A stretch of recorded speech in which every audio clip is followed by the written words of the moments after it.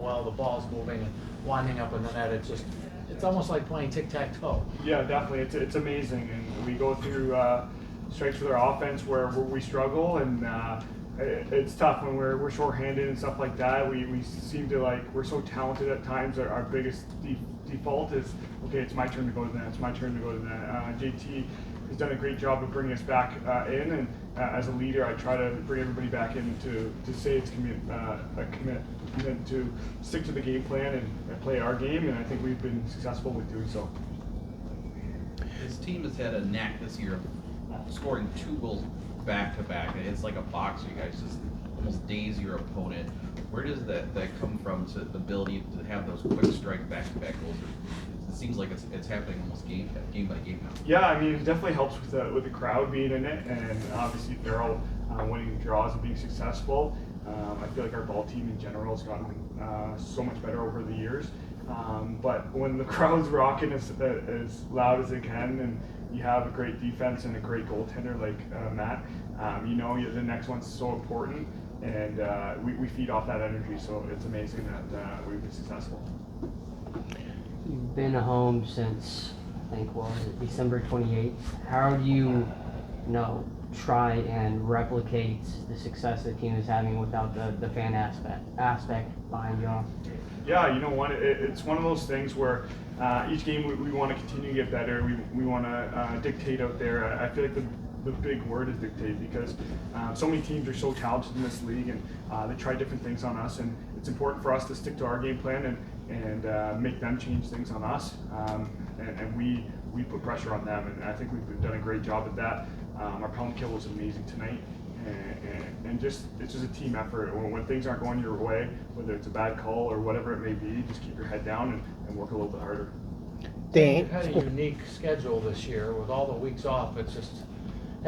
Looking back now, has it helped you in terms of rest, or has it hurt you a little bit in terms of continuity, and things have been going so good, part of you wants to go out and play some more? Yeah, it's frustrating for sure. I feel like it's hard to get in a rhythm, and you know what? It doesn't feel like we're 6-0. I feel like the last 2 games we were mad at ourselves, even though we won. We want to continue the success that we've been having, but it's tough. Obviously, we're doing something right, because it's a strength of schedule kind of league. And obviously, with all the bye weeks throughout the start, they want us to kind of get out of rhythm, and then we have 12 games in 10 weeks. So this is going to be a big test for us, and we're kind of ready for it. So I'm excited to kind of go on the road and get to know the guys a little bit more and bond that way. Dane, is anybody going to be working with Farrell on his penalty shots? And also, do you find it as an athlete too, it's sometimes hard to keep it up when you get a big lead on another opponent, like keep your foot on the gas? Yeah, you know what? The first question, Connor, he works on his penalty shots quite a bit actually in practice, so we'll have to teach him a thing or two. He almost had him, but you know what? Every goal in this league is great, so he made a great save. He made a great move as well. But as far as your second question goes, it is tough. You're not used to kind of being in a huge league. You saw it in Philly. We were up by quite a bit, and instead of walking away with it, we kind of let them back in it. And when things are going so great, which they have been, it's hard to kind of just, you're kind of like, you take a little bit off the gas, like you said, and you're a little bit too relaxed instead of keep going and playing our game. We kind of get away from it, and we know we're going to be tested like we have been coming up here. The annual question, Dane, with Tucker Williams night, you're one of the guys that has that connection. Not too many of the rookies obviously do. Do you tell the rest of the boys, the young kids, about the whole night? Yeah, definitely. I mean, I had a speech at the beginning. Obviously, I was 19 years old when I was on this team when it happened, and I didn't really understand it. And as I grew up, you run into more of those issues of people passing away, and you kind of start to understand it a little bit more. And it's a tragedy, you don't really understand what they go through and stuff like that. And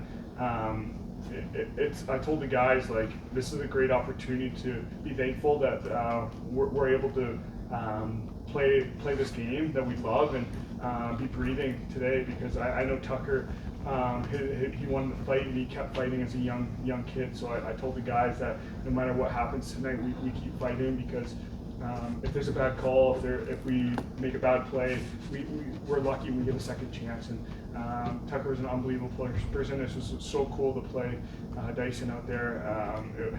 It's surreal. It makes me feel old, but it's an amazing event, and Scott Loeffler's done a great job, and we want to continue the success. And these games are the ones that you mark on the calendar, and I feel like I wish it was every night, because I feel like I'm successful personally on these nights, because it's bigger than myself. Can you share if you said anything to Dyson in the game? I didn't. I wanted to do a jersey swap with him, but unfortunately, obviously, I understand the emotions of those type of games, and I know he was frustrated. I just told him I love him, and he played great, and he was a successful.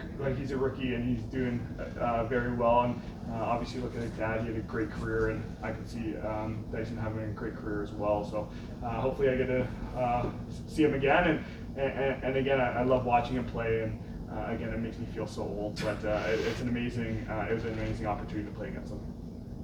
Dane, how great has it been just in this game with having an offense where you have multiple guys that could just not only just score from the crease, but even from the perimeter? Yeah, whenever we score by committee, I know everybody talks about Josh and Dane, and it's really not Josh and Dane. It's a unit, and I, as a playmaker, I like to get those guys the ball, because they work so hard for me, and those are things that go unnoticed. My success is because of especially having the right sides like Dahoga, Bucky, and Frazier. They've done a great job of getting me open, and for me, it's my job to reward them. And when we're scoring like that, it's just so fun.